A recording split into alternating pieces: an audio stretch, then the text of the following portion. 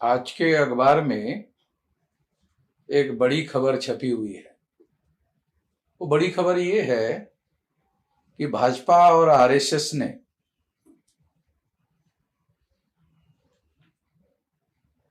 पचास बड़े नेताओं की लिस्ट तैयार की है इंडिया गठबंधन के लोगों को तोड़ने की। कुछ लोगों को उन्होंने महाराष्ट्र में तोड़ने का काम किया, खासतौर पर शिवसेना के और राष्ट्रवादी कांग्रेस के अजित पवार को तोड़ने का काम किया। इसके बावजूद भी भाजपा आरएसएस के गठबंधन को ऐसा नहीं लगता है कि वो 2024 का चुनाव जीत सकते हैं। इतना ही नहीं, अयोध्या में राम मंदिर का निर्माण करने की गतिविधि चल रही है और राम मंदिर का निर्माण करने के बाद भी भाजपा आरएसएस को पूर्ण बहुमत मिलने की संभावना नहीं लग रही है। सिंपल मेजॉरिटी मिलने की संभावना भी नहीं लग रही है। ऐसा आखिरकार आरएसएस भाजपा के लोगों को क्यों लग रहा है?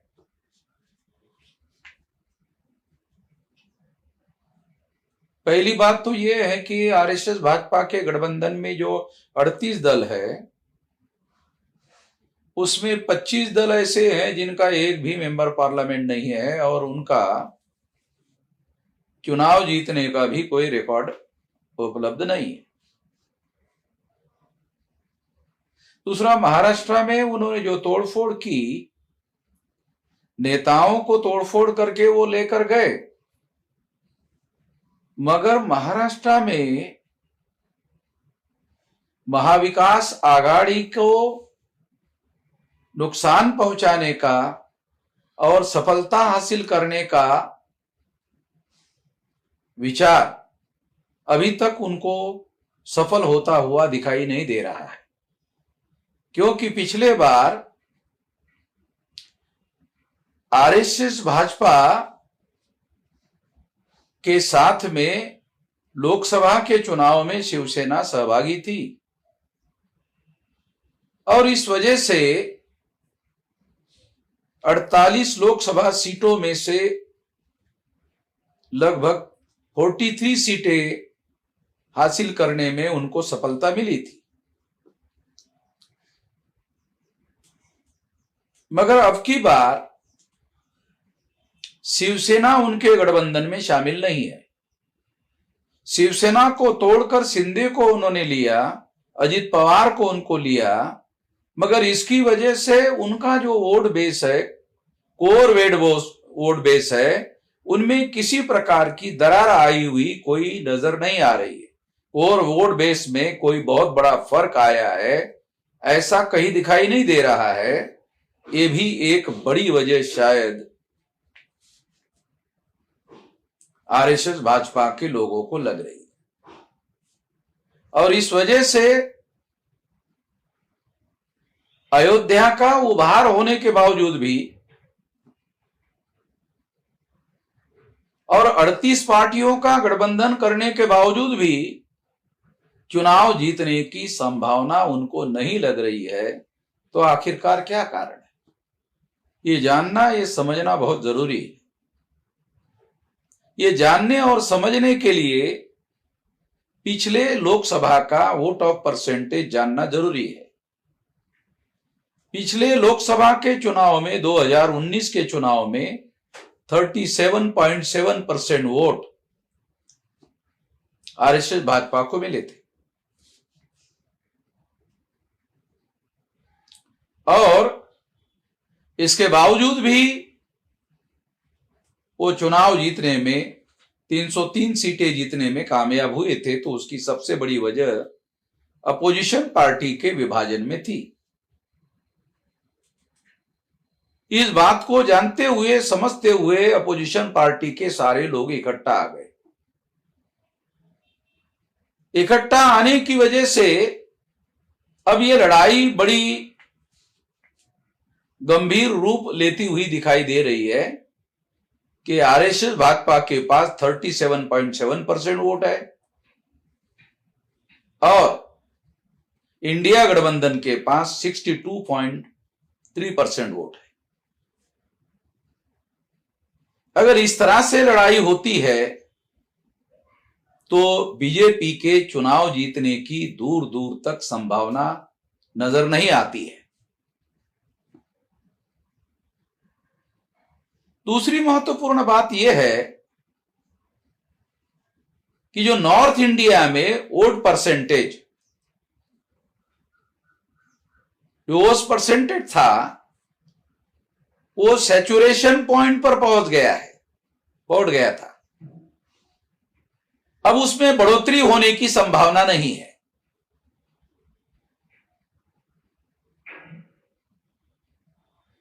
और ये वजह है शायद जिसकी वजह से इंडिया गठबंधन के नेताओं को, लगभग 50 नेताओं की उन्होंने लिस्ट तैयार की, उसको तोड़ने का प्लान बनाया।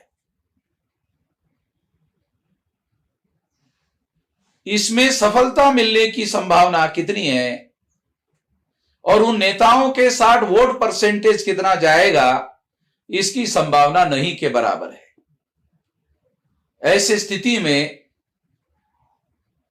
37% या 38% वोट शेयर के आधार पर और 62.3% वोट शेयर के बीच में यह लड़ाई होने वाली है।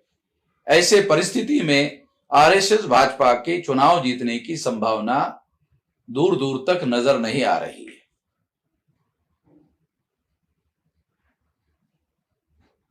इस बात को मीडिया वाले छुपाने का काम कर रहे हैं। मीडिया वाले इस बात को बताने का काम नहीं कर रहे हैं, केवल अयोध्या के उभार को दिखाने का काम कर रहे हैं। मगर अयोध्या के उभार का परिणाम नॉर्थ इंडिया में होगा जहां सैचुरेशन पॉइंट है, सीटें जीतने का सैचुरेशन पॉइंट है, उससे ज्यादा सीटें जीतने की संभावना नहीं है। अगर नॉर्थ इंडिया में इंडिया गठबंधन के लोग और भी इकट्ठा करने की कोशिश करते हैं तो और ज्यादा संभावना, चुनाव जीतने की संभावना खतरे में पड़ती है। ये बात जानना और समझना बहुत महत्वपूर्ण है कि उत्तर प्रदेश में लोकसभा की 80 सीटें हैं, तो इसमें बहुत बहुत महत्वपूर्ण रोल मायावती का जो वोट परसेंटेज है, अगर इस हिसाब से हमें देखें तो निश्चित रूप से यह कहा जा सकता है कि मायावती का वोट परसेंटेज जैसा मायावती ने घोषित किया कि वो अकेले चुनाव लड़ेगी,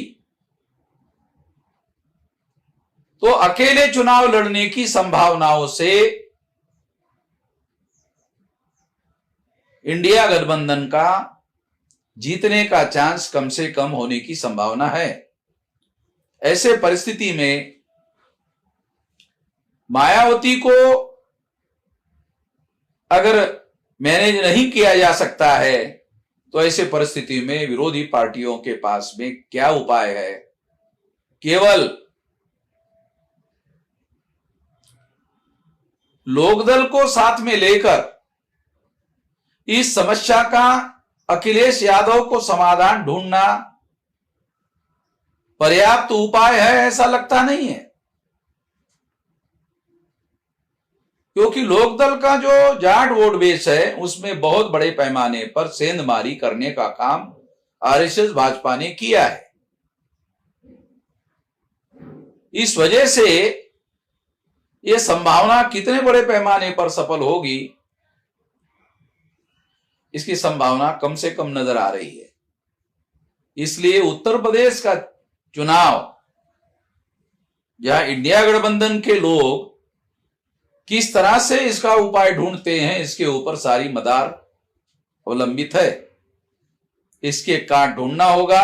मायावती अगर इंडिपेंडेंट चुनाव लड़ती है तो उसका कोर वोट बेस किस तरह से काम करेगा और किस तरह से उसका उपाय विरोधी पार्टी के लोग करते हैं, इसके ऊपर बहुत सारी बातें निर्भर करेगी।